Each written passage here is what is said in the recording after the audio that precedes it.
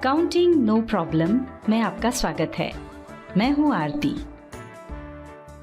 आगे बढ़ने से पहले हमारी आपसे प्रार्थना है, कृपया सोचें, आप डेटा एंट्री ऑपरेटर यानी बाबू बनना चाहते हैं या अकाउंटेंट?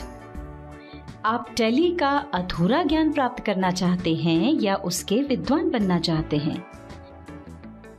यदि आप अकाउंटेंट या विद्वान बनना चाहते हैं तो हमारा आपसे निवेदन है, इस वीडियो सीरीज की सभी वीडियोस को एक एक करके क्रमानुसार ही देखें। वीडियोस को क्रमानुसार देखने के दो तरीके हैं। पहला है हमारी वेबसाइट द्वारा और दूसरा हमारे YouTube चैनल की प्लेलिस्ट द्वारा।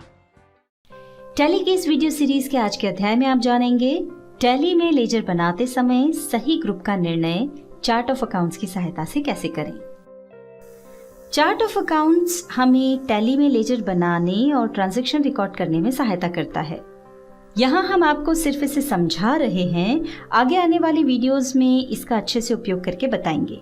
चलिए शुरू करते हैं।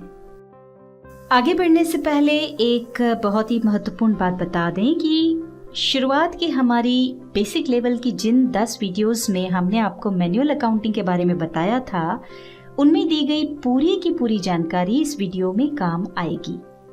और यदि आपने वो वीडियोस नहीं देखी हैं तो पहले उनको देख लें। मैनुअल अकाउंटिंग की प्रोसेस समझाने के दौरान हमने आपको जर्नल क्या है ये बताया था। मैनुअल अकाउंटिंग में जर्नल में सभी एंट्रीज एक ही स्थान पर एक के बाद एक कर दी जाती हैं, जबकि टैली ने जर्नल एंट्रीज करने के लिए अलग अलग टाइप के वाउचर्स बना दिए हैं। जैसे यदि आपने कोई माल बेचा है तो उसके लिए सेल्स वाउचर, यदि किसी को कोई भुगतान किया है तो उसके लिए पेमेंट वाउचर, इस तरह के कई वाउचर्स बनाए हैं जिन्हें हम आगे समझेंगे। इन वाउचर्स की सहायता से आप टैली में अपने ट्रांजैक्शंस रिकॉर्ड कर सकते हैं। कहने का तात्पर्य यह है कि मैनुअल अकाउंटिंग में जो काम जर्नल में होता है, टैली में वो काम वाउचर्स की सहायता से होता है। मैनुअल अकाउंटिंग की प्रोसेस में हमने ये भी देखा था कि जर्नल में ट्रांजैक्शंस रिकॉर्ड करने के बाद खाते बनाए जाते हैं और जर्नल में रिकॉर्ड किए गए ट्रांजैक्शंस की पोस्टिंग उन खातों में की जाती है। किंतु टैली में ऐसा नहीं होता है। इसमें पहले खाते यानी लेजर्स बनाए जाते हैं और फिर जैसे ही हम वाउचर में ट्रांजैक्शंस रिकॉर्ड करते हैं, संबंधित लेजर में उसकी पोस्टिंग अपने आप हो जाती है। मैनुअल अकाउंटिंग की प्रोसेस के अंतर्गत ही हमने आपको ट्रायल बैलेंस बनाना बताया था और उसमें एक जैसे खातों को छांटकर किसी एक ग्रुप में रखना भी बताया था। टैली ने इस काम को भी आसान कर दिया है। अब हमें खातों को छांटकर किसी ग्रुप में नहीं रखना होता, बल्कि टैली ने पहले से ही हमें कई ग्रुप बनाकर दे दिए हैं। हमें सिर्फ उनके अंतर्गत खाते खोलना होते हैं। अब सवाल ये है कि हमें ये कैसे मालूम होगा कि कौन सा खाता किस ग्रुप में खोलना है। इसके लिए हमने आपको पहले की वीडियोस में बहुत सारी परिभाषाएं बताई हैं। उनके आधार पर आप ये निर्णय कर सकते हैं। और फिर भी यदि आपको दिक्कत आ रही है तो हमने एक चार्ट बनाया है जिसका शीर्षक है चार्ट ऑफ अकाउंट्स। आप इसकी सहायता ले सकते हैं। चार्ट ऑफ अकाउंट से आशय व्यवसाय में उपयोग होने वाले खातों की लिस्ट से है। जैसा कि आप इस चार्ट में देख रहे हैं, इसमें सबसे पहले नेचर ऑफ अकाउंट है, उसके बाद ग्रुप और सब ग्रुप हैं और आखिरी कॉलम में खातों के नाम या उनके विवरण हैं जो इन ग्रुप या सब ग्रुप के अंतर्गत खोले जाने हैं। इसे हम एक उदाहरण से समझ लेते हैं।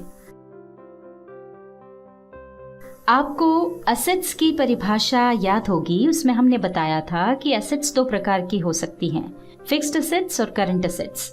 अब यहाँ चार्ट में देखिए, ये दोनों दिखाई पड़ रहे हैं और साथ ही टैली ने एसेट्स में कुछ ग्रुप और बना दिए हैं। अब जैसे ही राइट साइड में आगे बढ़ेंगे, देखिए टैली ने हमारी सुविधा के लिए करंट एसेट्स के अंतर्गत भी कुछ सब ग्रुप्स बना दिए हैं। और आगे बढ़ते हैं।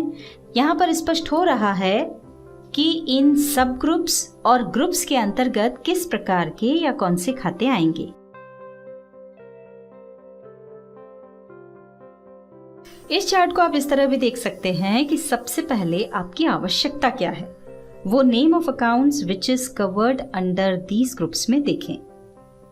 तो आपको यह स्पष्ट होगा कि हमें किस टाइप के लेजर की जरूरत है। उसके बाद फिर लेफ्ट साइड में पढ़ें और देखें कि ये लेजर किस ग्रुप या सब ग्रुप के अंतर्गत बनाना है।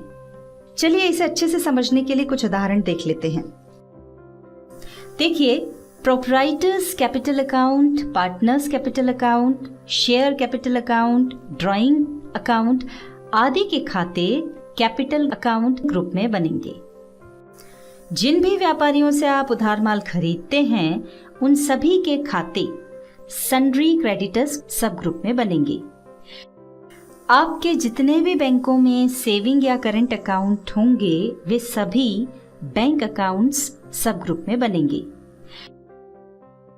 सभी स्थायी संपत्तियों जैसे बिल्डिंग, फर्नीचर, कंप्यूटर्स, मोबाइल इत्यादि के खाते फिक्स्ड एसेट्स ग्रुप में बनेंगे। हमारे सभी सेल्स अकाउंट्स ग्रुप में बनेंगे।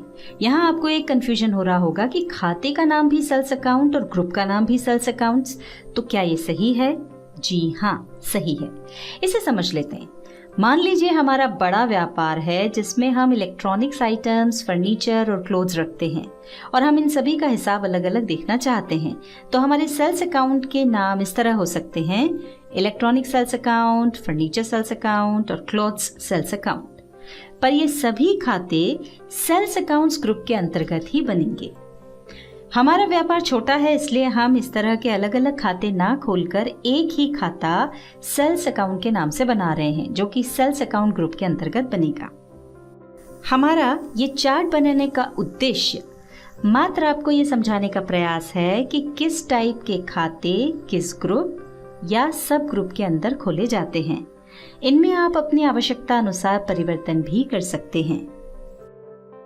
अब यहाँ हमने टाइप ऑफ अकाउंट का कॉलम और जोड़ दिया है जिसमें हमने खातों के प्रकार बताए हैं।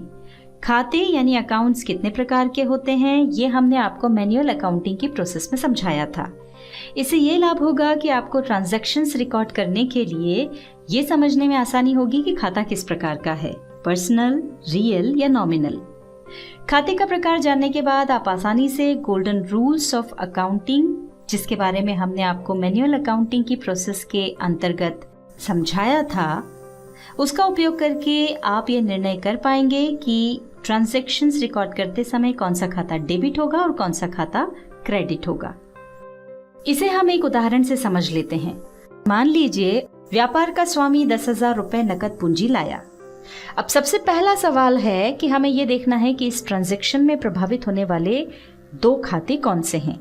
ट्रांजैक्शन को ध्यान से देखें। यहां नकदी आई है तो ये हुआ एक खाता। अब दूसरा खाता देखते हैं, नकदी कौन लाया है? व्यापार का स्वामी नकदी लाया है। जैसा कि हमने आपको कैपिटल की परिभाषा में बताया था कि जब कोई व्यक्ति अपने व्यापार में कोई संपत्ति या माल या नकदी लाता है तो ये उसकी पूंजी कहलाती है। तो ये हुआ हमारा दूसरा खाता। यानी इस ट्रांजैक्शन से प्रभावित होने वाले दो खाते हैं, नकदी यानी कैश और पूंजी यानी कैपिटल। अब दूसरा सवाल है कि ये खाते किस प्रकार के हैं। अब यहां चार्ट में देखिए, नकदी का खाता रियल अकाउंट है और पूंजी का खाता पर्सनल अकाउंट। अब तीसरा सवाल है कौन सा खाता डेबिट होगा और कौन सा क्रेडिट। तो ये यहां पर हम गोल्डन रूल्स ऑफ अकाउंटिंग के हिसाब से देखें तो पर्सनल अकाउंट के अंतर्गत पूंजी आई यानी प्राप्त हुई तो हमें देने वाला हुआ कैपिटल अकाउंट। और गोल्डन रूल्स ऑफ अकाउंटिंग के आधार पर इसका नियम है देने वाले को क्रेडिट करो, मतलब कैपिटल अकाउंट क्रेडिट होगा। अब हम देखते हैं दूसरा खाता जो रियल अकाउंट के अंतर्गत कैश का है। उस पर भी गोल्डन रूल्स ऑफ अकाउंटिंग के क्या नियम है ये देख लेते हैं। इसके अनुसार जो वस्तु व्यापार में आए उसे डेबिट करो। चूंकि कैश व्यापार में आया है इसलिए कैश अकाउंट डेबिट होगा। जब आप निर्णय कर चुके हो कि कौन सा खाता डेबिट होगा और कौन सा क्रेडिट, तो इसे कंफर्म करने का एक तरीका और भी है, वो भी हम आपको बता देते हैं। यहां हमने इंक्रीज और डिक्रीज के दो कॉलम्स और जोड़ दिए हैं। इसकी सहायता से भी आप ये जान सकते हैं कि खाते के नेचर के हिसाब से संबंधित खाते के अमाउंट के इंक्रीज या डिक्रीज होने की स्थिति में उस खाते को डेबिट करेंगे या क्रेडिट करेंगे। हमने आपको समझाने के लिए जो उदाहरण बताया था उसमें व्यापार का स्वामी 10,000 रुपए नकद पूंजी लाया। इसमें हम देख रहे हैं कि हमारी बुक्स में पूंजी बढ़ेगी और नकदी आई है तो कैश भी बढ़ेगा। चलिए इंक्रीज या डिक्रीज कॉलम्स की सहायता से इसे समझ लेते हैं। जैसा कि आप देख रहे हैं कि कैपिटल अकाउंट लायबिलिटीज के अंदर आता है और यदि कैपिटल आई है मतलब इंक्रीज हुई तो यहाँ कैपिटल अकाउंट क्रेडिट होगा। अब कैश को भी समझ लेते हैं। कैश अकाउंट एसेट्स के अंतर्गत आता है और कैश भी इंक्रीज हुआ है तो यहाँ कैश अकाउंट डेबिट होगा।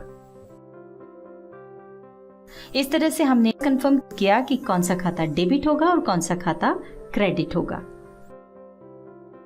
अब हम आपको बताते हैं कि टैली चार्ट ऑफ अकाउंट्स को कैसे देखता है।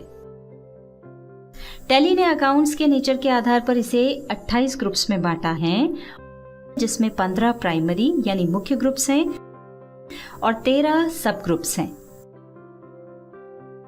इन 15 प्राइमरी ग्रुप्स में से 9 ग्रुप्स बैलेंस शीट से संबंधित हैं तथा 6 groups profit and loss account से संबंधित हैं। प्राय सभी की जरूरत के लेजर्स इन ग्रुप या सब ग्रुप के अंतर्गत बन जाते हैं। फिर भी यदि आप चाहें तो अपनी जरूरत के अनुसार नए ग्रुप या सब ग्रुप बना सकते हैं और बने हुए ग्रुप या सब ग्रुप में परिवर्तन कर सकते हैं। अब सवाल उठता है कि चार्ट ऑफ अकाउंट्स की सहायता से टैली में लेजर कैसे बनाए जाते हैं, तो ये हम आपको अगली वीडियो में बताएंगे। चार्ट ऑफ अकाउंट्स का पीडीएफ हमने इस वीडियो के नीचे भी दिया है, आप चाहें तो उसे डाउनलोड कर सकते हैं।